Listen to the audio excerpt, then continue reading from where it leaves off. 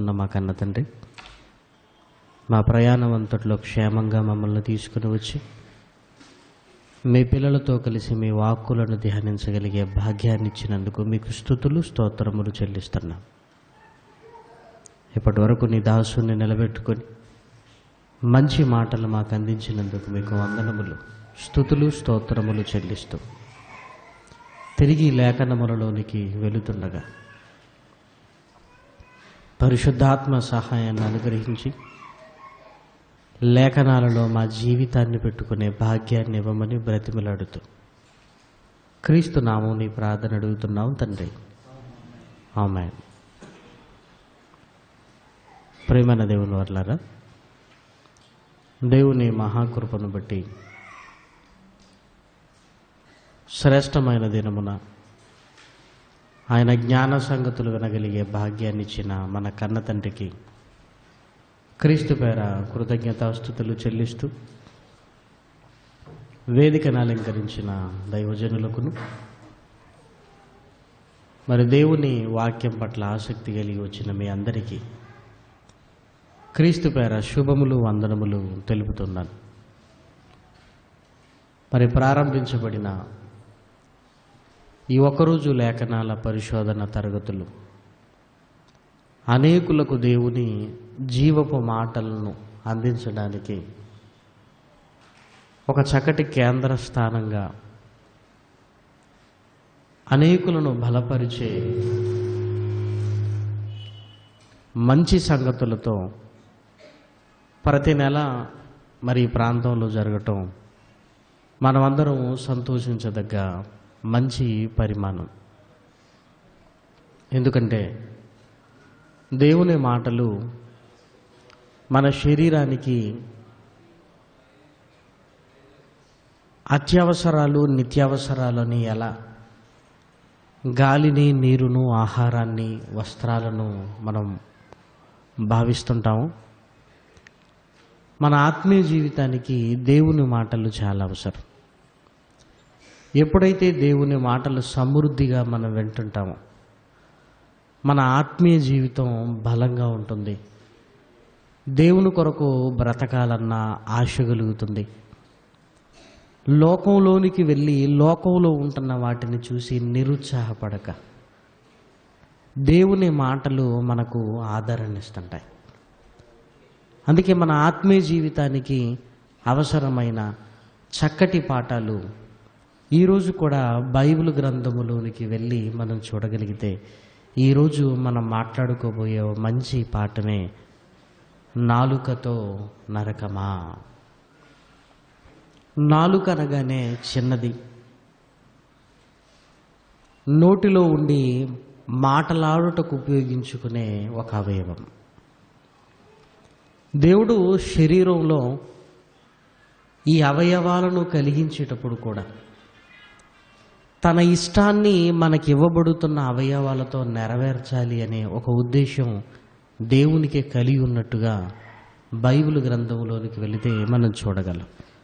దయచేసి మీ చేతిలో ఉంటున్న జీవ గ్రంథాలను తెరిచి కొరింథీయులకు రాసిన మొదటి పత్రిక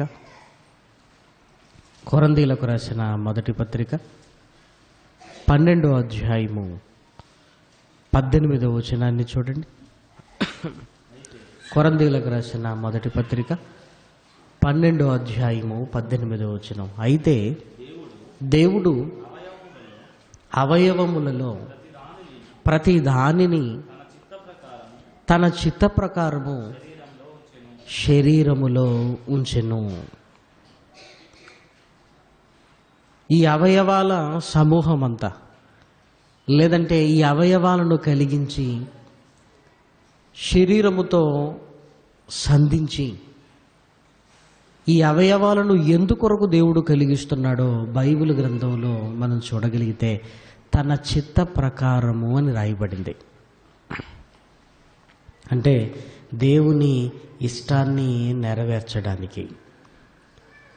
ఇక ఈ అవయవాలలో చిన్నది అని దేనిని మనం అంటామంటే నాలుకను భావిస్తుంటాం.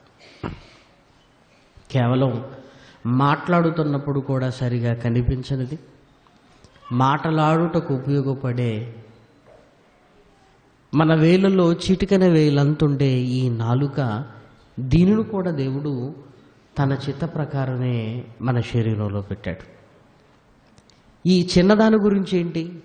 శరీరంలో ఎన్నో అవయవ వ్యవస్థలు ఉన్నప్పుడు ప్రత్యేకించి ఈ నాలుక గురించి ఎందుకు మనం మాట్లాడుకుంటున్నాం అంటే, అవయవ వ్యవస్థలలోకెల్లా మన ఆత్మీయ జీవితానికి చాలా ప్రాముఖ్యమైనది నాలుక అని చెప్పాలి. ఇంత చిన్నదానికి అంత ప్రాధాన్యత ఏంటి? ఒక గుండెని గురించి మనం మాట్లాడుకోవచ్చు కదా, ఒక జీర్ణ వ్యవస్థను గురించి మనం మాట్లాడుకోవచ్చు కదా, ఒక మెదడు గురించి మనం మాట్లాడుకోవచ్చు కదా. ఇలా మన శరీరంలో ఉంటున్న అవయవాలన్నింటిని గురించి మనం ఆలోచించినా పరిశుద్ధాత్మ ప్రేరణతో దేవుడు నాలుకను గురించి మాట్లాడుతూ చాలా చక్కటి సంగతులను బోధిస్తున్నట్లుగా మనం చూడగలం. ఈ నాలుక ఎందుకు అంత ప్రాధాన్యత సంతరించుకుందంటే, ఈ నాలుక మాట్లాడటానికి ఉపయోగించే అవయవం. మాట్లాడుటకు ఎందుకు దీనికి అంత ప్రాముఖ్యత కలిగిందో బైబిల్ గ్రంథంలోనికి వెళ్ళి మనం చూడగలిగితే, యాకోబు గారు రాసిన పత్రిక 3వ అధ్యాయము, యాకోబు గారు రాసిన పత్రిక 3వ అధ్యాయంలో 2వ వచనము నుంచి జాగ్రత్తగా చూడగలిగితే, చిన్న అవయవమైన నాలుక యొక్క ప్రాముఖ్యతను గురించి మాట్లాడుతున్నాడు. మనము అనేక విషయములలో మనమందరము తప్పిపోవచ్చున్నాము. ఎవడైనను మాట యందు తప్పని ఎడల అట్టివాడు లోపము లేనివాడై తన సర్వ శరీరమును స్వాధీనపరుచుకొనగల శక్తి గలవాడగును. గుర్రములు మనకు లోబడుటకై నోటికి కళ్ళెము పెట్టి వాటి శరీరమంతయు త్రిప్పుతుము గదా. ఓడలను కూడా చూడుడి, అవి ఎంతో గొప్పవై పెనుగాలికి కొట్టుకొని పోబడినను ఓడ నడుపు వాని ఉద్దేశము చొప్పున మిక్కిలి చిన్నదగు చుక్కాని చేత త్రిప్పబడును. ఏమంటే ఇంత విషయాన్ని ఎందుకు మాట్లాడుతున్నాడంటే, నాలుకను గురించి చెప్పడానికి. అలాగుననే నాలుక కూడా చిన్న అవయవమైనను బహుగా అదిరిపడును. ఎంత కొంచెము నిప్పు ఎంత విస్తారమైన అడవిని తగులబెట్టును. నాలుక అగ్నియే, అగ్నియే. నాలుక మన అవయవములో ఉంచబడిన పాప ప్రపంచమై సర్వ శరీరమునకు మాలిన్యము కలుగజేయుచు ప్రకృతి చక్రమునకు చిచ్చు పెట్టును. అది నరకము చేత చిచ్చు పెట్టబడును.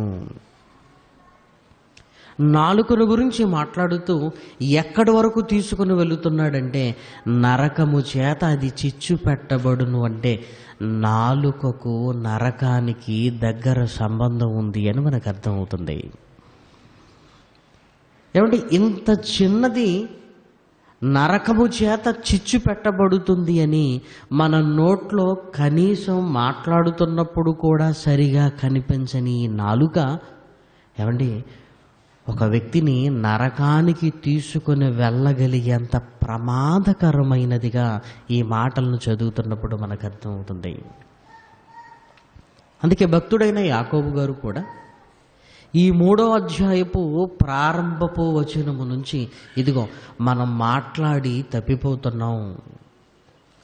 మాట్లాడుతున్నాం కానీ ఆ మాటల పట్ల నిలకడగా మనం ఉండలేకపోవటం వల్ల తప్పిపోతున్నాం అన్నాడు.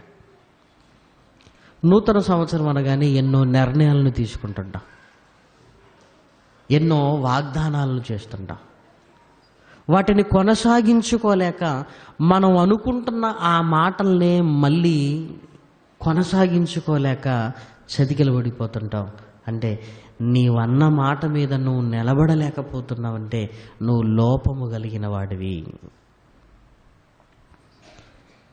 ఎవరైతే తాను మాట్లాడిన మాటల మీద నిలబడగలిగే స్థితి అతనికి ఉందంటే అతడు లోపము లేనివాడు అని ఉంది.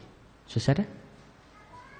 ఏదో నాలుక ఉంది కదా అని మాట ఇవ్వటం, ఏదో నాలుక ఉంది కదా అని మాట్లాడటం కాదు, కానీ ఆ మాటల ప్రకారంగా ఉండగలిగే స్థితి మనకు ఉండాలి అని భక్తుడు చెబుతూ, లోపము లేనివాడంటే తన మాట ప్రకారంగా నిలబడినవాడు అంటున్నాడు. మరి ఆ లోపాలని ఎలా సవరించుకోవాలో కూడా చెబుతూ, గుర్రము పెద్దదే, కళ్ళెము చిన్నది. ఈ కళ్ళెము పట్టుకొని తన శరీరం అంతా ఎలా ఒక గుర్రాన్ని నడిపించేవాడు తిప్పుతాడో, అలాగే ఓడ పెద్దది, కానీ చుక్కాని చేత నావికుడు దాన్ని ఎలా దారికి తీసుకుని వస్తాడో, ఈ సర్వ శరీరాన్ని దారికి తీసుకొని రావాలంటే చుక్కాని కళ్ళెం ఎక్కడుందన్నమాట? ఈ నాలుక. అందుకే పెద్దవాళ్ళు కూడానండి దీని గురించి ఆలోచించి నోరు మంచిదైతే ఊరు కూడా మంచిదే అన్నారు ఒక మాటలో. నోరు మంచిది కాదు అన్నప్పుడు ఊరెలా మంచిదవుతుంది? అంటే నువ్వు మాట్లాడుతున్న ఆ మాటలను బట్టి ఆ ఊరు మంచిది అని, నువ్వు మాట్లాడుతున్న మాటలను బట్టే కదా ఎవరైనా రెస్పాండ్ అయ్యేది, స్పందించేది అని మాట గొప్పతనాన్ని గురించి చెప్పారు. బైబిల్ గ్రంథంలో ఎంత చక్కగా వివరిస్తున్నాడు అంటే, ఇది ఒక కళ్ళెము మనిషి జీవితానికి. ఈ కాలగమనంలో ముందుకు వెళుతున్న మనం మన శరీరాన్ని అదుపులో పెట్టుకోవటం అంటే ఈ నోటికి కళ్ళెం వేయటం అంటే ఈ నాలుకను అదుపులో పెట్టుకోవాలి. ఒక మహాలోకానికి వెళ్ళాలి అని మన ఆత్మీయ జీవితంలో చక్కగా బ్రతుకుతున్న మనం, ఇదిగో నాలుక మనల్ని పరలోకపు దిశ వైపుకు నడిపించే ఒక చుక్కాని లాంటిది అన్నాడు. చుక్కాని లాంటిది. ఏమంటే ఈ చిన్న నాలుక ఏం చేస్తుందండి అని ఒకవేళ ప్రశ్నిస్తే మనకు అర్థమయ్యే మంచి ఎగ్జాంపుల్ చెప్పాడు. ఇంత కొంచెము నిప్పు ఎంత విస్తారమైన అడవిని తగులబెట్టును అన్నాడు. నిప్పు రవ్వ చిన్నదే, కానీ చిన్న నిప్పు రవ్వ చాలు అడవిని తగలబెట్టడానికి. అలాగే మనల్ని తగులబెట్టడానికి నరకంలో ఈ చిన్న నాలుక సరిపోతుంది అన్నాడు.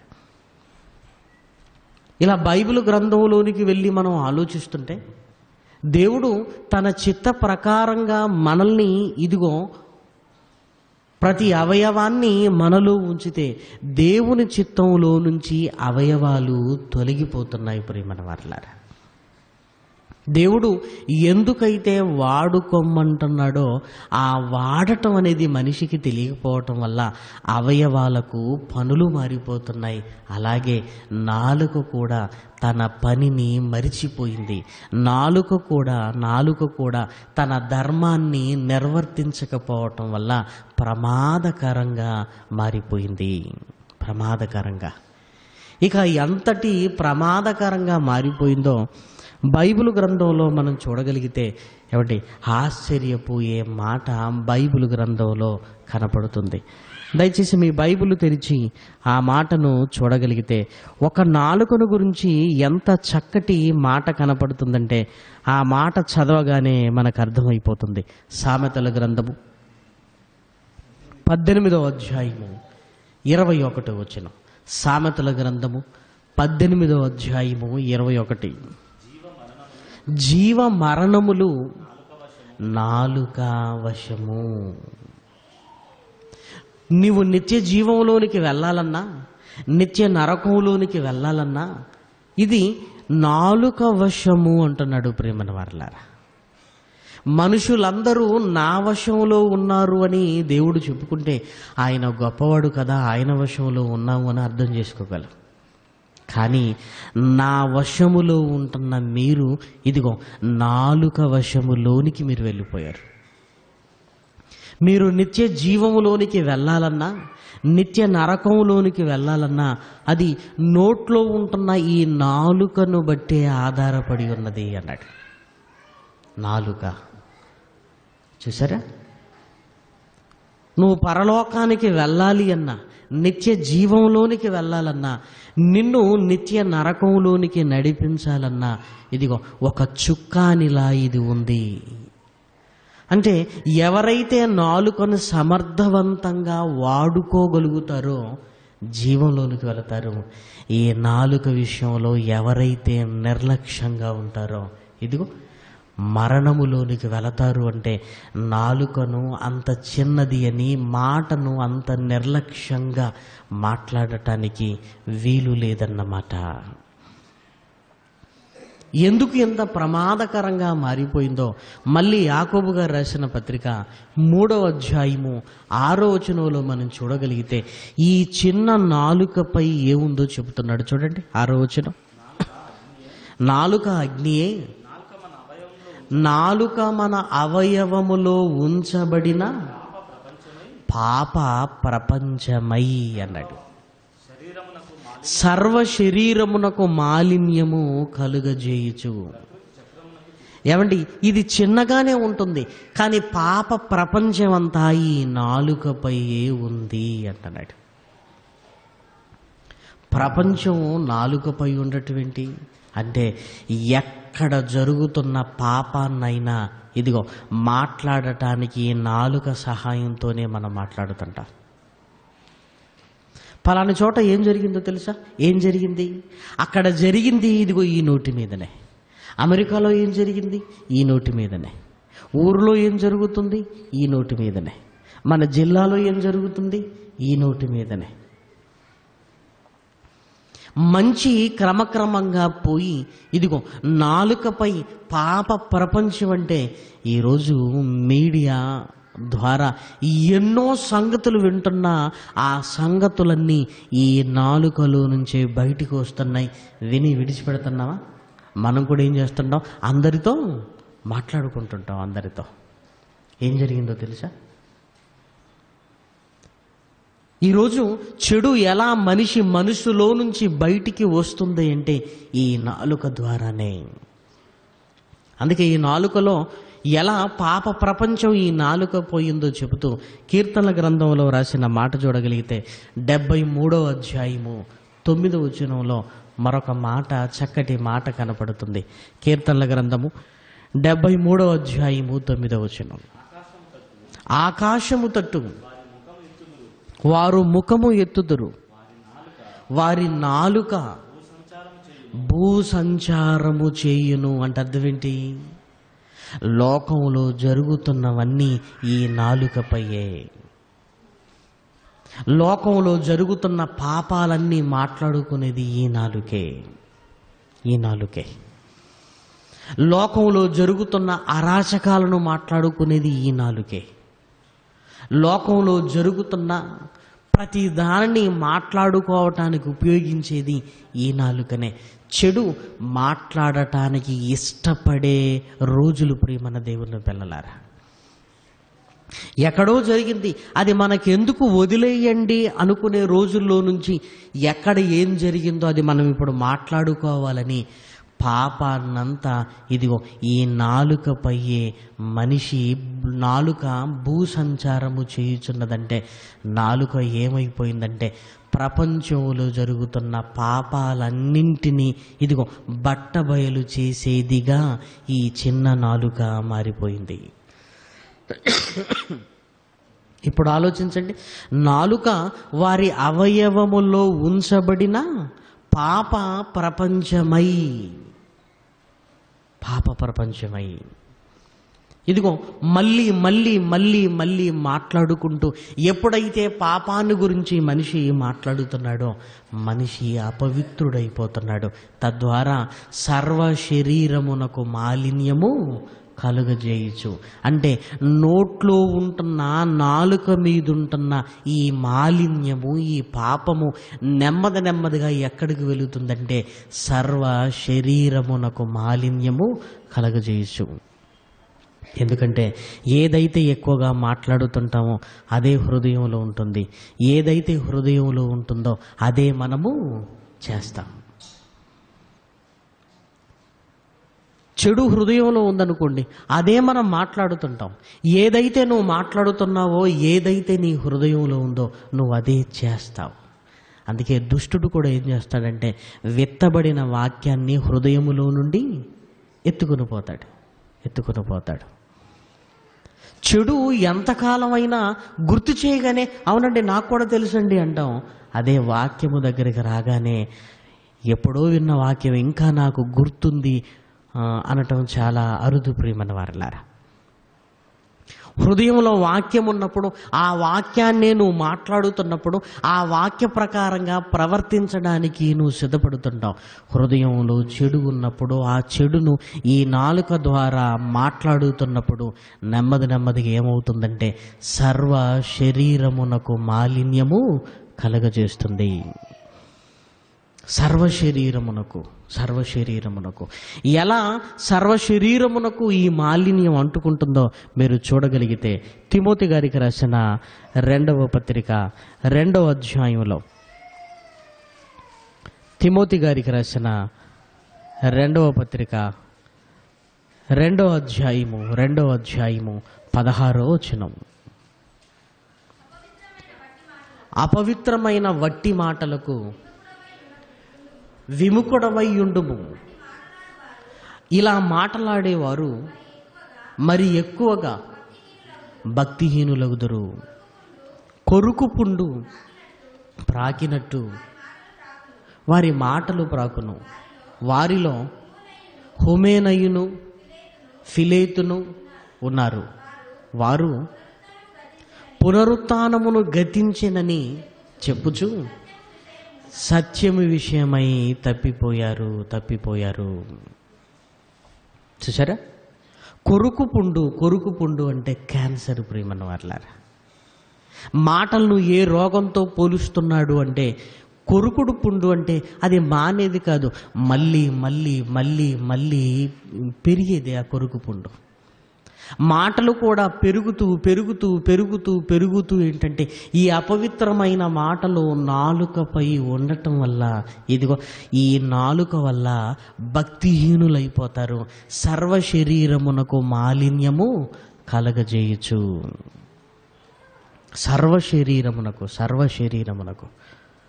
అంటే ఏ పాపాన్నైతే మనం మాట్లాడుకుంటున్నామో, మనం మాట్లాడుకోవటం వల్ల ఇదిగో మన హృదయంలో ఉంది అని దాని అర్థం.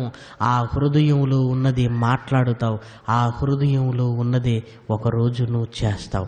అంటే ఈరోజు పాపాన్ని గురించి మాట్లాడిన నువ్వే ఆ తర్వాత పాపాన్ని చేసే యాక్టివిటీలోనికి వెళ్ళిపోతావు.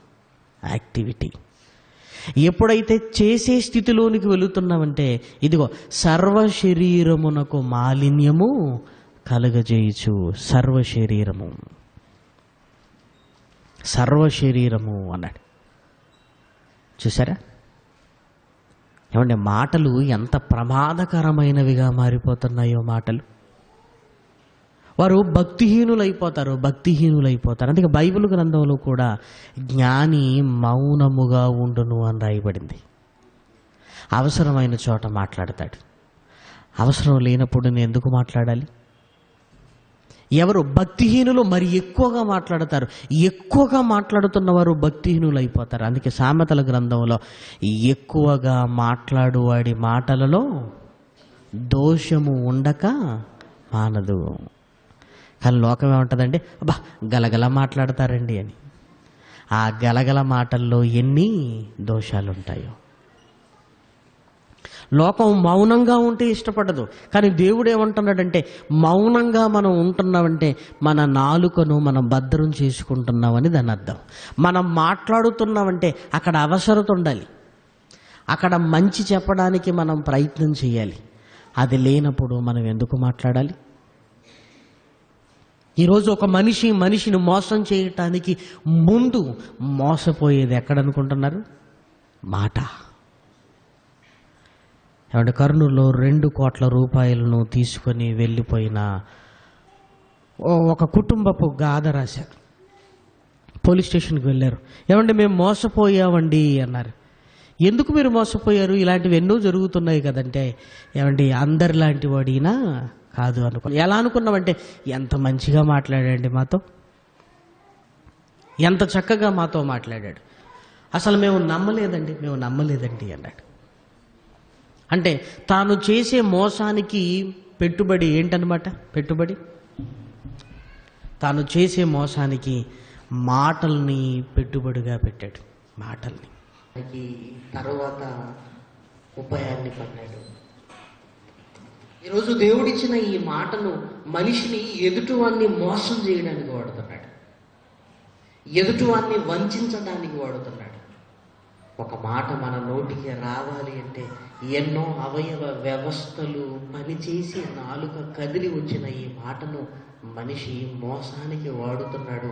ఆ మోసం వల్ల ఆ మనిషి ఇదిగో తన సర్వ శరీరానికి మాలిన్యము కలుగు చేసుకుంటున్నాడు ప్రేమల వల్ల. అందుకే నాలుక పాప ప్రపంచము అన్నాడు. ఆ నాలుకపై భూసంచారం అంటే ఎక్కడ జరుగుతున్న వార్తలైనా ఇదిగో ఈ నాలుక మీదకి వస్తున్నాయి. తద్వారా ఈ మాటల వల్ల సర్వ శరీరము మాలిన్యములోనికి వెళ్ళిపోయి ఈ నాలుకే మనల్ని నరకానికి నడిపించే ఒక ఆయుధంగా మారిపోయింది ప్రేమల వల్ల. అందుకే బైబిల్ గ్రంథంలో మీరు చూడండి, ఈ నాలుకను గురించి రాయబడిన కొన్ని అద్భుతమైన మాటలు. కీర్తనల గ్రంథం 52వ అధ్యాయం, కీర్తనల గ్రంథం 52వ అధ్యాయం 2వ వచనం నుంచి మీరు చూడగలిగితే, మోసము చేయువాడా వాడిగల మంగలి కత్తి వలె నీ నాలుక నాశనము చేయనుద్దేశించుచున్నది. ఇంకా చూడండి, మేలు కంటే కీడు చేయుటయు నీతి పలుకుట కంటే అబద్ధము చెప్పుటయు నీకిష్టము. కపటమైన నాలుక కలిగిన వాడా, అధిక నాశనకరమైన మాటలే నీకిష్టం. అధిక నాశనకరమైన మాటలు. ఇంకా చూడండి ఇంకేమంటున్నాడు కింద, కావున దేవుడు సదాకాలము నిన్ను అనుగగొట్టును, నిన్ను పట్టుకొని ఆయన నిన్ను గుడారములో నుండి పెళ్లగించు, సజీవుల దేశములో నుండి నిన్ను నిర్మూలము చేయును. ఎవడు బైబిల్ గ్రంథంలో నాలుకను గురించి రాస్తూ ఇదిగో అధిక నాశనకరమైన మాటలే నీ కావాలి, ఇదిగో నిన్ను నాశనము చేస్తాను అంటున్నాడు. మాటలే మనిషిని నాశనానికి తీసుకుని వెళుతున్నాయి. కత్తి లాంటి మాటలతో ఎదుటి వారిని గాయపరచడానికి ఈరోజు సున్నితమైన మనుషులు ఆత్మహత్య చేసుకుంటున్నారంటే ఎదుటివారు మాట్లాడే మాటలు ప్రేమల వల్ల. మనిషికి కోపం రాగానే ఎదుట ఉన్న వారిని కించపరుస్తూ హేళన చేస్తూ మాట్లాడుతున్న మాటలకు తట్టుకోలేక ఒక కత్తితో పొడిచిన మనిషి చచ్చిపోతాడు. మాటలే కత్తులై ఎదుటివాడిని పొడుస్తున్నప్పుడు ఎదుటివాడు కూడా ఏమైపోతున్నాడు తెలుసా? తనను తాను చంపుకోవటానికి ఈరోజు ఇష్టపడుతున్నాడు. అంటే ఆ మాటలే కత్తులై వాడి జీవితాన్ని పుచ్చైపోయి మనం కదా. ఆలోచించండి, మనం మాటే కదా అనుకుంటున్నాం, కానీ మాటే కదా అని అంత చిన్నగా తీసుకునేటట్టుగా లేదు ప్రియమైన వాళ్ళ. ఈరోజు సెల్ ఫోన్లు వచ్చిన తర్వాత నేరాలు పెరిగిపోయాయి. నేరాలు పెరిగిపోయాయండి. నువ్వెందుకు మాట్లాడావంటే, ఎందుకు పరిచయం అయింది, నేను మాట్లాడాను అంతే. కానీ నీతో మాట్లాడిన వాళ్ళు ఎంత నేరస్తులో నీకు తెలుసా అన్నప్పుడు మొహం తెలియక పరిచయం పెంచుకున్నవారు ఆశ్చర్యపోతున్నారు. ఎన్ని రోజులు నేరస్తులతోనూ నేను మాట్లాడింది అని. ఈ సెల్ ఫోన్లు వచ్చిన తర్వాత శాస్త్రవేత్తలు అంటున్నారు, అక్రమ సంబంధాలు ఈరోజు పెరిగిపోయాయి ప్రియమైన వాళ్ళ. గుట్టు చప్పుడు కాకుండా ఇదిగో విషయాలను చేరవేసుకోవటానికి కదా. ఈ సెల్ ఫోన్లు వచ్చిన తర్వాత మితిమీరిన ప్రేమలు చూసారు. నాశనానికి ఈరోజు యువత వెళ్ళిపోతుందంటే కారణం వారు మాట్లాడే మాటల వల్ల. ఆ మాటల వల్ల ఏదో ఊహించుకుని బ్రతుకుల గురించి ఏదో కలడు కని ఆ తర్వాత కళ్ళలైపోయిన తర్వాత ఈ బ్రతుకు ఎందుకు అంటున్నారు. నిజంగా వారు మోసపోవటానికి కారణం ఇదిగో ఈ నరము లేని నాలుకే మాట్లాడిన మాటలను బట్టి ఏదో జీవితాన్ని ఊహించుకున్నాడు ప్రేమను మాట్లాడి కదా. ఈరోజు ప్రతి మనిషికి రహస్య జీవితాలు ఉన్నాయి ప్రేమన్న వాళ్ళ. రహస్య జీవితాలు. ఫోన్ రాగానే భార్యను వదిలేసి బయటికి వెళ్తాడు. ఫోన్ రాగానే భర్తను వదిలేసి భార్య బయటికి వెళ్తుంది. ఏమంటే భార్యకు తెలియని రహస్య జీవితం నీకేముంది? మాట్లాడదు అక్కడ. భర్తకు తెలియని రహస్య జీవితం నీకేముంది? ఏముంది? ఈ నాలుక నిన్ను ఎటువైపు నడిపిస్తుందో తెలుసా? ఇదిగో జీవపు మాటలను ఒకవైపు ఈ నాలుకే పలుకుతుంది ఆలయంలో, బయటికి వెళ్ళగానే ఇదే నాలుక నాశనకరమైన మాటల్ని పలుకుతుంది. ఈ నాలుకే. సహోదరుని ఈ నాలుకతోనే ఆశీర్వదిస్తాం, మళ్ళీ అదే సహోదరుని ఈ నాలుకతోనే శపిస్తాం. అంటే ఈ నాలుక రెండంచుల ఖడ్గములా మారిపోయింది. దేవుడు వాక్యాన్ని కత్తి అన్నాడు. దుష్టుడు కత్తిని వాక్యము కాదు అని మన నాలుకనే కత్తిని చేశాడు ప్రేమన వారలారా. రెండంచుల ఎటువంటి వాడిగల ఖడ్గము కంటేనే నా మాట కత్తి అంటే దుష్టుడు ఏం చేశాడో తెలుసా? ఇదిగో దేవుని మాట ఖడ్గము కత్తిలాదు, నీ మాటే కత్తి ఖడ్గము. నువ్వు ఎటైనా తిప్పియొచ్చు.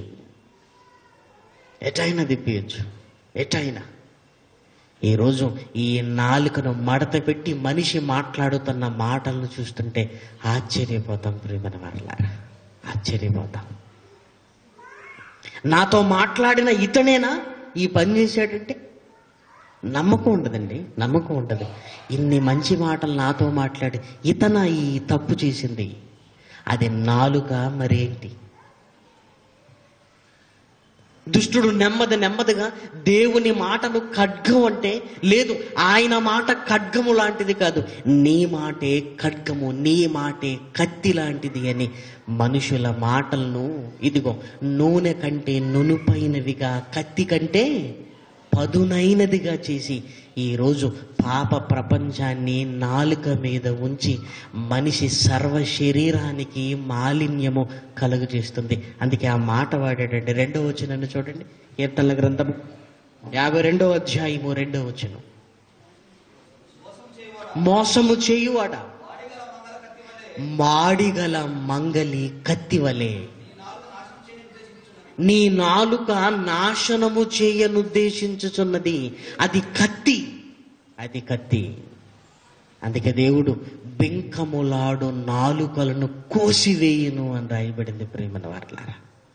వారు కూలుటకు కారణం ఏంటో తెలుసా?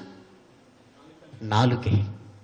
వారు కూలుటకు, వాళ్ళు నాశనం అవ్వటానికి కారణం నాలుకే. బైబిల్ గ్రంథంలో ఎన్నిసార్లు ప్రస్తావించబడింది మాటను గురించి, నాలుకను గురించి. ఈరోజు భక్తిహీనులు అయిపోతున్నాము అంటే దాని అర్థం ఏంటి?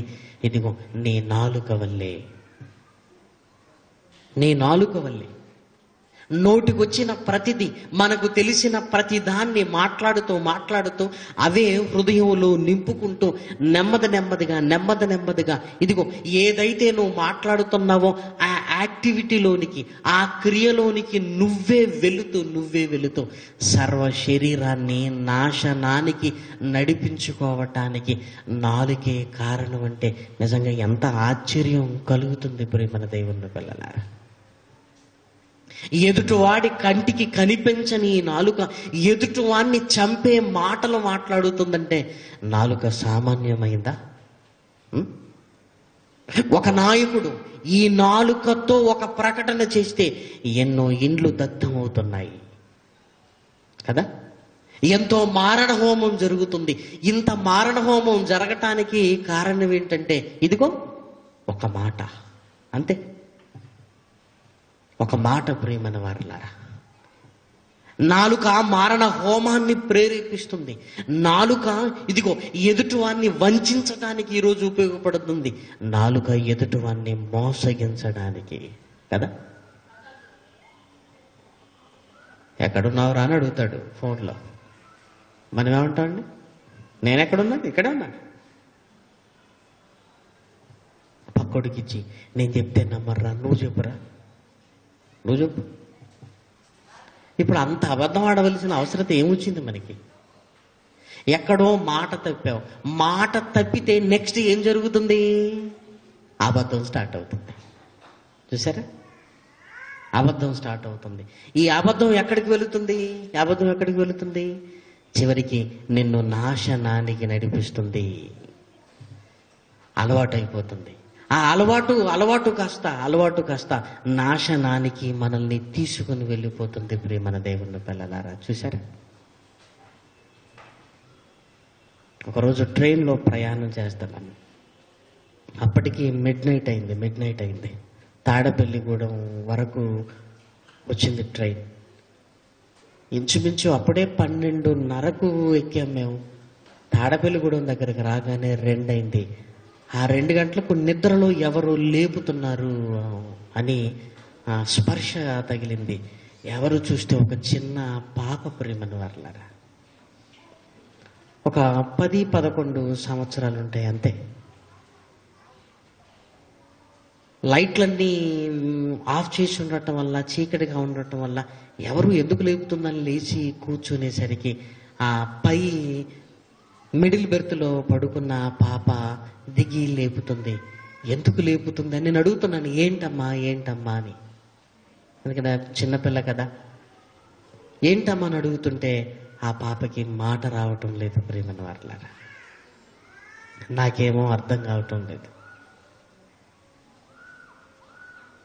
నేను అప్పుడు వెంటనే ఆలోచించి, నేను ఈ ట్రైన్లో ఈ బెర్త్లో పడుకోక మునుపు వాళ్ళు ఎవరో పడుకుండొచ్చు, బహుశా వాళ్ళని అనుకుని లేపుతుందేమో అని నేను అనుకుంటుండగానే వెంటనే ఆ భోగి అంత చూసేసరికి వాళ్ళ నాన్నగారు ఆ పైన పడుకున్నారు, ఆ పాప పైనే. వెంటనే అతన్ని లేపేసరికి దిగాడు. మా అమ్మాయికి మాటలు రావు సార్ అన్నాడు.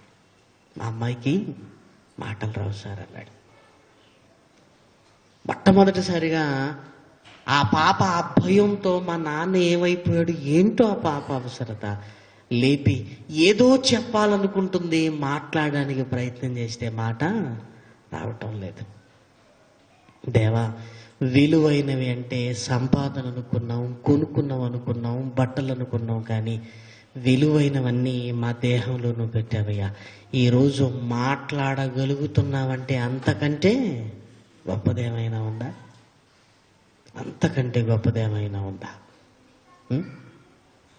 అంతకంటే గొప్పది.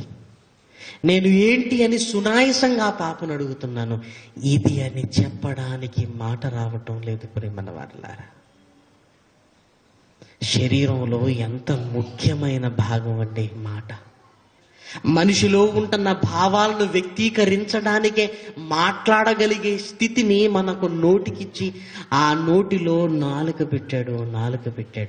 పెట్టాడు. కానీ మాటలు రాని వారిని చూడండి ప్రియమైన వారలారా, ఈ మాట ఎంత విలువైందోనే మనకు అర్థమవుతుంది. ఏమండి, వేస్ట్గా మాట్లాడకూడదనిపిస్తుంది ప్రియమైన వారలారా. ఎందుకు మాట్లాడాలి? సరదాగా ఏమైనా మాట్లాడవచ్చు కదా. ఏమండి, సరదాగా మాట్లాడడానికి నాలుకను దేవుడు మనకు ఇవ్వలేదు. ఏదైనా మనకు కోల్పోతున్నప్పుడు విలువ తెలుస్తుంది ప్రియమైన వారలారా. డాక్టర్ కన్ను తీసేయాలి అన్నప్పుడు కన్ను విలువ తెలుస్తుంది. చెయ్యి తీసేయాలన్నప్పుడు చెయ్యి విలువ తెలుస్తుంది. కాలు తీసేయాలన్నప్పుడు కాలు విలువ తెలుస్తుంది. ఇక మాట రాదు అన్నప్పుడు మాట విలువ తెలుస్తుంది. ఏమండి, పోగొట్టుకున్న తర్వాత విలువ తెలిస్తే ఏం లాభం చెప్పండి? అవయవాల విలువ ఉన్నప్పుడు తెలిస్తే బాగుంటుంది. ఒక్కొక్కటి పోతున్నప్పుడు విలువ తెలిస్తే ప్రయోజనం ఏముంది ప్రియమైన దేవుని పిల్లలారా? రోజుకు కొన్ని వేల మాటలు మాట్లాడుకునే మన మాటల్లో ఆ వేల మాటల్లో దేవునివి ఎన్ని మాటలు అంటారు? దేవుని కొరకు ఎన్ని మాటలు మాట్లాడుతున్నాం ప్రియమైన వారలారా? ఇద్దరు కలిస్తే మాట్లాడుకునే మాటల్లో పాపం కనపడుతుంది. జరిగిన పాపాన్ని మళ్ళీ మాట్లాడుకుంటున్నారు. ఇద్దరు మాట్లాడుకుంటున్నారంటే నోట బూతులు, సరసోక్తులు ప్రియమైన వారలారా కదా. సినిమా ప్రభావం మాటలపై ఎక్కువ అయిపోయి ప్రతి మాటను ద్వంద్వార్థంగా మాట్లాడే స్థితి ఈరోజు మనిషికి కనిపించి మాట్లాడుతున్నాడంటే సరసోక్తులు. ఏమంటే అంత సరసోక్తులు మాట్లాడేనక ఈ నాలుకను, కదలాడే నాలుకను, మాటను దేవుడిచ్చింది. ఏమంటే ఇది తప్పు కాదు అనుకుంటున్నారండి చాలామంది. తప్పు, ఇలా మాట్లాడుకుంటే తప్పేముంది లేని. ఈ నాలుకే నిన్ను నరకానికి తీసుకొని వెళుతుందంటే ఆ మాటలు ఎంత జాగ్రత్తగా ఉండాలని బైబిల్ చెప్పింది ప్రియమైన వారలారా.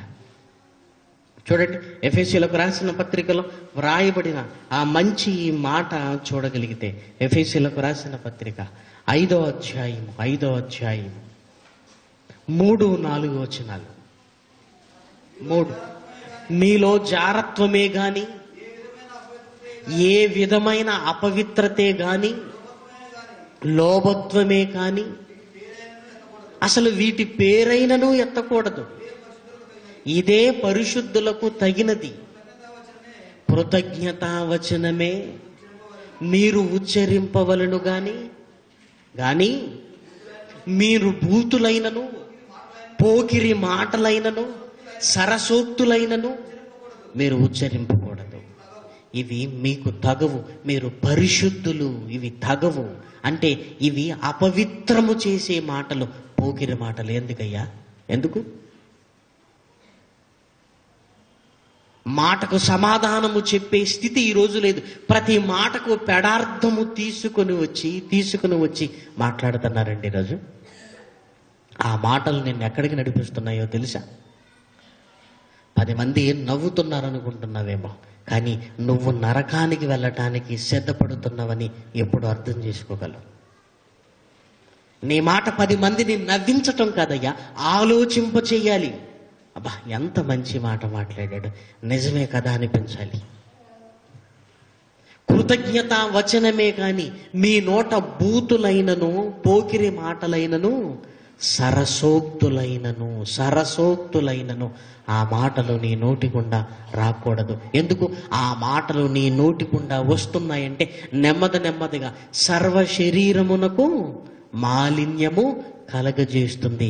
అది నరకము చేత చిచ్చు పెట్టబడుతుంది అన్నాడు. జీవంలోనికి వెళ్ళవలసిన మనం మన మాటల ద్వారా ఇదిగో నరకానికి నడిపించబడుతున్నాం.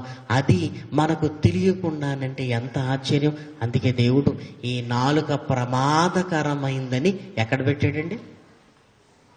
ఎక్కడ పెట్టాడు చెప్పండి? నోట్లో కనబడకుండా పెట్టాడు. నోట్లోని ఎందుకు పెట్టాడు తెలుసా?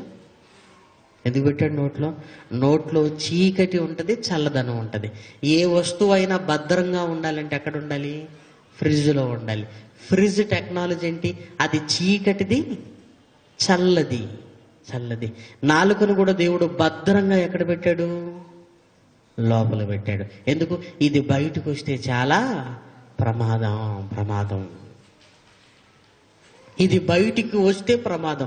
ఎప్పుడు బయటికి వస్తుందంటే మాట్లాడడానికి నోరు తెరిచామనుకోండి, ఏమైపోతుంది? ఇప్పుడు ఇది చీకట్లో నుంచి ఇప్పుడు బయటకు వస్తుంది, ప్రమాదం. ఎందుకు బాధపడుతున్నారు? వాడు అంత మాట అన్నాడండి నన్ను అంటే బాంబేశాడు అన్నమాట. హృదయం గాయం అయిపోతుంది.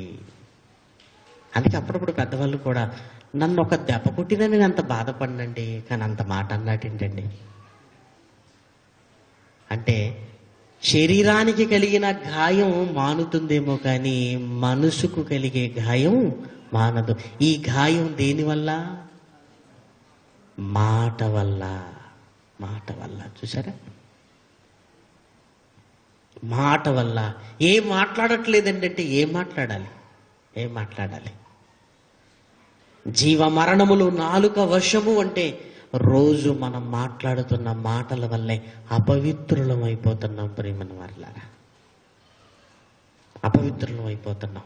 ఆ మాటలే మనల్ని భక్తిహీనులుగా మారుస్తున్నాయి. ఆ మాటలే మనకు దేవునికి మనకు దూరాన్ని పెంచుతున్నవి. అందుకే మౌనంగా ఉన్నవాడు జ్ఞానిగా గుర్తించబడతాడు. ఊరక మాట్లాడువాడు భక్తిహీనుడుగా తన జీవితాన్ని ముగించుకుంటాడు ప్రియమైన వారలారా. అందుకే మహనీయుడైన యేసుక్రీస్తు కూడా ఏమండి మాటను గురించి మాట్లాడుతూ మత్తయి గారు రాసిన సువార్తలో చెప్పిన ఓ మంచి ఈ మాట చూడగలిగితే, మత్తయి గారు రాసిన సువార్త 12వ అధ్యాయము 36వ వచనం. మత్తయి సువార్త 12వ అధ్యాయము 36వ వచనం. నేను మీతో చెప్పున్నదేమనగా, మనుషులు పలుకు వ్యర్థమైన ప్రతి మాటను గూర్చి విమర్శ దినమున లెక్క చెప్పవలసి ఉండును. నీ మాటను బట్టి నీవు నీతిమంతుడవని తీర్పు నందుదువు, నీ మాటను బట్టి అపరాధివని తీర్పు నొందుదువు. ఇప్పుడిప్పుడు కదండి నేరస్తులను పట్టుకోవడానికి కాల్ డేటా తీయండి, ఎక్కడికి మాట్లాడాడు, ఎవరు అతనికి ఫోన్ చేశారని ఇప్పుడిప్పుడు మనం వింటున్నాం. ఏమంటే పలానా ఆయన సంగతి ఏంటంటే, ఏమి లేదండి, అతను వాడే సెల్ నెంబర్, ఆ కాల్ డేటా తీసుకురండి, ఎవరెవరితో మాట్లాడు, ఏం మాట్లాడో దాన్ని బట్టి అతను ఎవరో మనము తెలుసుకోవచ్చు.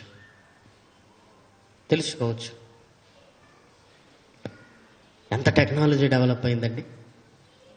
ఏమండి మనం స్విచ్ ఆఫ్ చేసుకున్నా నువ్వు ఎక్కడున్నావో తెలుస్తుంది. నువ్వు స్విచ్ ఆఫ్లో ఉన్నా నువ్వు ఎక్కడున్నావో తెలుస్తుంది. అసలు నువ్వు నేరస్తుడువా కాదా తెలియాలి అంటే ఒక్కసారి నీ కాల్ డేటా, ఎవరెవరితో ఏం మాట్లాడావో ఆ కాల్ డేటా తీసుకుని వస్తే తెలిసిపోద్ది. ఇప్పుడిప్పుడు మనం వింటున్నాం, దేవుడు అసలు మనల్ని శిక్షించేదే దేన్ని బట్టట? మన కాల్ డేటా. నీ మాటను బట్టియే నువ్వు అపరాధివని, నీ మాటను బట్టియే నీవు నీతిమంతుడు అని అతని కాల్ డేటా తీసుకురండి అంటే, ఫోన్లో మాట్లాడిందే కాల్ డేటా కాదు, నువ్వు మామూలుగా మాట్లాడిన డేటా కూడా దేవుని దగ్గర ఉంది. సెల్ ఫోన్ దగ్గర నువ్వు ఫోన్లో మాట్లాడిన డేటా ఉంటుంది, మామూలుగా మాట్లాడిన డేటా ఉండదు. దేవుని దగ్గర అది ఉంటుంది, ఇది ఉంటుంది. ఎక్కడి నుంచి ఉంటుందంటే, నువ్వు మాట్లాడడానికి ప్రయత్నం చేసిన దగ్గర నుంచి చచ్చే ముందు మాట పడిపోయిందంటారు కదా, అక్కడి వరకు. ఎంత డేటా ఉందండి దేవుడి దగ్గర. ఏమంటే మాట పడిపోయిందండి, అప్పుడు దేవుడు రికార్డింగ్ ఆఫ్ చేస్తాడు. ఎలాగ మాట పడిపోయింది కదా, అక్కడి నుంచి.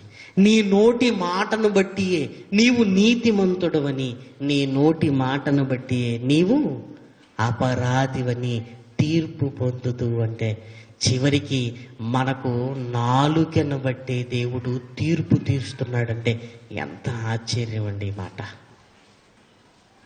అందుకే మాట్లాడగలుగుతున్నాం కదా అని మాట్లాడకూడదు. దేవుడిచ్చిన వరము లాంటిది నువ్వు మాట్లాడేది. నీ మాటలలో జీవం ఉండాలి, పాపం ఉండకూడదు. నువ్వు నోరు తెరిచావంటే జీవపు మాటలు సమాజములోనికి వెళ్ళాలి తప్ప పాప ప్రపంచము భూ సంచారపు చేసే విషయాలు నీకెందుకు? ఎవరైనా మాట్లాడుతున్నా వదిలేయండి, ఆ విషయాలు వద్దు. దేవుని మాటలు ఏమైనా ఉన్నవా? అందుకే యేసుక్రీస్తు ప్రజలు తన దగ్గరకు రాగానే ఆయన నోరు తెరిచి ఈ విధముగా మాట్లాడసాగెను. ఎవరెవరిది ఏ ఊరు, ఏం జరుగుతుంది మీ ఊర్లో అడగలేదు. రాగానే నోరు తెరిచాడు, జీవపు మాటలను తన నాలుక ద్వారా చెబుతున్నాడు. ప్రియమైన వారలారా, పిలాతు అడుగుతున్నాడు, నువ్వు నాతో మాట్లాడవా? నువ్వు నాతో మాట్లాడ. అక్కడ మాత్రం మౌనంగా ఉన్నాడు. అక్కడ మాట్లాడవలసిన అవసరత లేదు. ప్రజలు రాగానే మాట్లాడమని ఆయన అడగలేదు, నోరు తెరిచి మాట్లాడాడు. చూసారా, ఎక్కడ మాట్లాడాడో అక్కడ మాట్లాడాడు, ఎక్కడ మౌనంగా ఉండాలో మౌనంగా ఉన్నాడు. వీరు ఎన్ని నేరములు నీ మీద మోపుతున్నారు, నీ సమాధానం ఏంటి అన్నప్పుడు మాట్లాడలేదు. ఎప్పుడు మాట్లాడాడు? నిన్ను విడిపించుటకు నాకు అధికారం ఉంది అన్నప్పుడు మాత్రం మాట్లాడాడు. నీకంటే అధికారి పైన ఉన్నాడు. దేవుడు గురించి అన్నప్పుడు మాట్లాడాడు, తన గురించి అడిగినప్పుడు మాత్రం మాట్లాడలేదు. ప్రియమైన వారలారా, మాట్లాడలేదు. ప్రజలు రాగానే మాట్లాడాడు. ప్రియమైన వారలారా, జీవపు వాక్కులను మాట్లాడాడు. ప్రియమైన వారలారా, మత్తయి గారు రాసిన సువార్త 5వ అధ్యాయము 1వ వచనాన్ని చూడండి. మత్తయి గారు రాసిన సువార్త 5వ అధ్యాయము 1వ వచనం. ఆయన ఆ జన సమూహమును చూచి కొండ ఎక్కి కూర్చుండగా ఆయన శిష్యులు ఆయన యొద్దకి వచ్చిరి. అప్పుడు ఆయన నోరు తెరిచి ఇలాగూ మాట్లాడసాగెను. పాప ప్రపంచం లేదు ఆయన నాలుక పైన, జీవపు ప్రపంచం, నిత్య జీవానికి గూర్చిన మాటలు. పేతురు గారు అదే అన్నారు, ప్రభువా, ఎవని యొద్దకు మేము వెళుతుము, నీవే నిత్య జీవపు మాటలు గలవాడివి. నీ నాలుకపై నిత్య జీవం మాకు కనపడుతుంది. నిత్య జీవం. తన మీద ఎన్ని నేరాలు మోపుతున్నా ఆయన మాట్లాడటం లేదు. ప్రియమైన వారలారా, ఎక్కడ మాట్లాడాలో అక్కడ మాట్లాడాలి, ఎప్పుడు మౌనంగా ఉండాలో అక్కడ మౌనంగా ఉండాలి. యేసుక్రీస్తు మరణించి తిరిగి లేచి, ఇదిగో మీరు సర్వలోకానికి వెళ్ళి సర్వ సృష్టికి సువార్తను ప్రకటించండి, మాట్లాడండి అన్నాడు. ఇదిగో నీకివ్వబడిన ఈ మాట జీవపు మాటలు చెప్పగలిగే స్థితి నీకుండాలి. ప్రియమైన వారలారా, వెళ్ళి మాట్లాడమనుతున్నది తన మహాజ్ఞానాన్ని గురించి నువ్వు మాట్లాడాలి. పాప ప్రపంచాన్ని గురించి మాట్లాడుకోవటం వల్ల వచ్చే లాభం వినేవాడికి లేదు, మాట్లాడే మనకు అంతకంటే లేదు. ఆ పాపపు మాటలు ఎందుకు? వినువారికి మేలు కలుగునట్లు అనుకూల వచనములనే కానీ నీ నోట ఏ దుర్భాష రానివ్వకండి. నీ మాటల్లో ఎదుటివాడికి మేలు కలగాలి. నీ మాటల్లో మోసాలు కలిపి ఎదుటివాన్ని మోసం చేయటానికి ఈ మాటలలో మాయను చేర్చుకొని మాయ మాటలతో ఈరోజు మోసం చేస్తున్నాడు. కానీ నీ మాటలలో జీవం ఉండగలిగితే ఎదుటివారిని జీవములోనికి నువ్వు నడిపించగలుగుతావు. ప్రియమైన దేవుని పిల్లలారా, కదా? నీ నాలుకను నువ్వు ఎలా వాడుకుంటున్నావు? నీ నాలుకను ఒక దిక్సూచిలా నరకానికి తీసుకుని వెళ్ళటానికి నీ నాలుకను వాడుకుంటున్నావా? లేదు, ఆ నాలుకపై నిత్య జీవపు దేవుని మాటల నుంచి ఒక మహాలోకానికి నడిపించుకోవటానికి వెళ్తున్నావా? దానికి కళ్ళెం వేస్తున్నావా? అమ్మో, ఏది పడితే అది నేను మాట్లాడకూడదు, నా కాల్ డేటా రికార్డ్ అయిపోతుంది, నా మాటను బట్టి నేను నీతిమంతుణ్ణి, నా మాట నీతిమంతుణ్ణి, నేను ఇదిగో అపరాధిగా తీర్చబడతానన్న ఈ మాటలు బైబిల్ గ్రంథంలో నుంచి ఆలోచిస్తే నీ ఆత్మీయ జీవితం పటిష్టంగా ఉండాలి అంటే ఇదిగో నీ మాటలు చక్కగా ఉండాలి. ప్రియమైన దేవుని పిల్లలారా, నీ మాటలు చక్కగా ఉండాలి. మాటల యందు లోపము లేనివాడైతే అతడు స్థిరుడుగా ఉంటాడు. మాటల యందు లోపము కలిగిన వాడైతే ఇదిగో తన శరీరాన్ని, ఇదిగో ఈ నాలుకనే నిప్పు రవ్వ ఈ శరీరాన్ని కాల్చే ప్రమాదకరమైనదిగా మారిపోతుంది. ప్రియమైన దేవుని పిల్లలారా, ఎలా వాడుకుంటున్నారు ఈ నాలుకను? మాటను డబ్బుగా వాడుకుంటున్నారా? విలువైనదిగా వాడుకుంటున్నారా? ఏముంది మాట్లాడితే ఏం పోయింది అని మాట్లాడుతున్నారా? భక్తిహీనతలోనికి వెళ్ళిపోతాం ప్రియమైన వారలారా. అందుకే ఆ నాలుక అది నరకము చేత చిచ్చు పెట్టబడును అంటే సర్వ శరీరమునకు మాలిన్యము కలుగజేస్తుంది.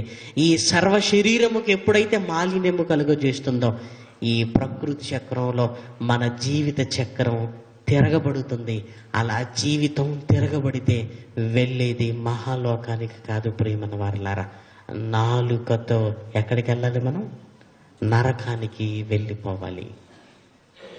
అవయవాలనిచ్చింది దేవుడు తన చిత్తాన్ని నెరవేర్చి ఒక మహాలోకానికి రమ్మనే కానీ ఈ అవయవాలను ఇదిగో దయ్యపు చిత్తాన్ని నెరవేర్చి తద్వారా నరకానికి వెళ్ళటానికి కాదు ప్రియమైన దేవుని పిల్లలారా. కాబట్టి మనలో ఉంటున్న అవయవాన్ని తండ్రి ఇష్టాన్ని నెరవేర్చడానికి నీ నాలుకపై ఎప్పుడు జీవపు మాటలు ఉండాలి. నీ నాలుక వల్ల ఎదుటివారు దేవుని పాదాల దగ్గరికి నడిపించబడాలి. ఆ మాటలే నీ నోట్లో ఉండాలి. ప్రియమైన వారలారా, ఎదుటి వారిని వంచి మోసం చేసుకునే మాటలు నీలో ఉంటే చివరికి మోసపోయేది నువ్వే. నీ నాలుకే నిన్ను నరకానికి నడిపిస్తుంది. అంత ప్రమాదకరమైనదిగా చిన్న నాలుక మన నోట్లో ఉంది. కాబట్టి దాన్ని చక్కగా మనం వాడుకోవాలి. కళ్ళెం వెయ్యాలి. ఒక దిక్సూచిలా, ఒక మహాలోకానికి మనల్ని తీసుకుని వెళ్ళే ఒక దిక్సూచిలా ఈ నాలుకను వాడుకోగలిగితే ఎంత చక్కగా మన జీవితం ఒక మహాలోకానికి దగ్గరవుతుందో ఆలోచించండి ప్రియమైన దేవుని పిల్లలారా. కాబట్టి ఈ మాటలు ఏదో బాగున్నాయని కాదు, మన బ్రతుకులో చక్కగా ఒక్కొక్క పాఠం, ఒక్కొక్క మార్పును మనలోనికి తీసుకుని రావాలి. ఒక్కొక్క విషయం, ఒక్కొక్క మంచి మార్పును మనలోనికి తీసుకుని రాగలిగితే, నిత్య నూతనత్వంలో నీ జీవితం ఉండగలిగితే అంతకంటే సంతోషం మరేముంటుంది చెప్పండి. అందుకే ఈ విలువైన మాటలు ఇదిగో మీ చెవుల్లో నాటనివ్వండి, మీ హృదయాలలో పదిలపరుచుకోండి. ఎప్పుడు మాట్లాడవలసిన పరిస్థితి వస్తున్నా ఈ మాటలు జ్ఞాపకం రాగానే అనవసరంగా నేను ఎందుకు మాట్లాడాలి అనిపిస్తుంది ప్రియమైన వారలారా. కాబట్టి ఈ మాటలు చక్కటి దిక్సూచిలా ఒక మహాలోకానికి మనం నడిపించుకునే విధిగా మన నోట్లో ఉన్న నాలుక కదలాలే తప్ప ఈ నాలుకతో మనం నరకానికి వెళ్ళటానికి వీలు లేదు. ప్రార్థన చేసుకుందామండి.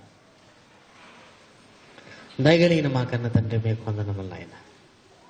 మంచి మాటలు మీ పిల్లలుగా మేము విన్నాం తండ్రి.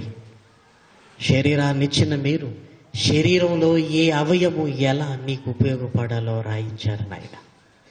నీ మాట ఖడ్గమైతే నాయన, నీ మాటకు విలువ తగ్గించిన ఆయన మనుషుల మాటలకు విలువ పెంచి మా మాటలే కత్తులు లాంటివిగా చేసి దుష్టుడు నాయన ఎదుటి వారిని చంపడానికి ఈరోజు వాడుతున్నారు నాయన.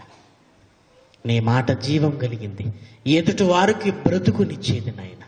బ్రతుకునిచ్చే నీ విలువైన మాటలు మా నాలుకపై ఉంచి అనేకులను ఆదరించగలిగే భాగ్యాన్ని ఇవ్వమని, ఈ మంచి మాటలు మీ పిల్లల ఆత్మీయ జీవితాన్ని బలపరిచే విధంగా వారి హృదయాలలో పెట్టమని, నూతనంగా ప్రారంభించిన ఈ లేఖనాల పరిశోధన తరగతులు అనేకులకు బలాన్ని ఇచ్చిన ఆయన, ఇదిగో మీ పిల్లలైన వారందరినీ నాయన, అనేకులను నాయన ఈ స్థలంలో మీ వాక్కులలో నిష్ణాతులుగా చేయగలిగే మంచి కార్యక్రమంగా, మంచి పరిణామంగా నాయన ఈ సదస్సును తర్వాత కాలాలలో మలచమని మిమ్మల్ని కోరుకుంటూ, దీని కొరకు కష్టపడిన మీ పిల్లలందరినీ కృపతో జ్ఞాపకం చేసుకోనమని ప్రాధేయపడుతూ బ్రతిమలాడుకుంటూ, తిరిగి ఈ మాటలు ఆలోచించబోతుండగా నాయన కృప చూపమని కోరుతూ, మరి ఖతర్ దేశం నుంచి మా మధ్యకు నాయన క్షేమంగా నడిపించిన మీ కుమారుని బట్టి నాయన మీకు వందనములు, స్తుతులు చెల్లిస్తూ, ఈ సెలవుల కాలము నాయన చక్కటి ఆరోగ్యాన్ని ఇవ్వండి నాయన. కుటుంబంతో కలిసి నాయన మీ సేవలో ఉండగలిగే భాగ్యాన్ని ఇవ్వమని మిమ్మల్ని బ్రతిమలాడుతూ ప్రాధేయపడుతూ, మరి ఖతర్ దేశంలో ఉంటున్న మీ పిల్లలందరినీ పేరు పేరు వరుసన జ్ఞాపకం చేసుకున్నామని కోరుతూ, దుబాయ్ దేశంలోను, ఇరాన్లోను, బహ్రెయిన్లోను, సౌదీలోను ఉంటున్న మీ పిల్లలను, వారి కుటుంబాలను అన్నింటినైనా కృపతో జ్ఞాపకం చేసుకొని తండ్రి చక్కగా నీ పరిచర్యలు అక్కడ పాటుపడుతుండగా నాయన కృప చూపమని కోరుతూ, క్రీస్తు నామమున ప్రార్థన అడుగుతున్నాం తండ్రి, ఆమేన్.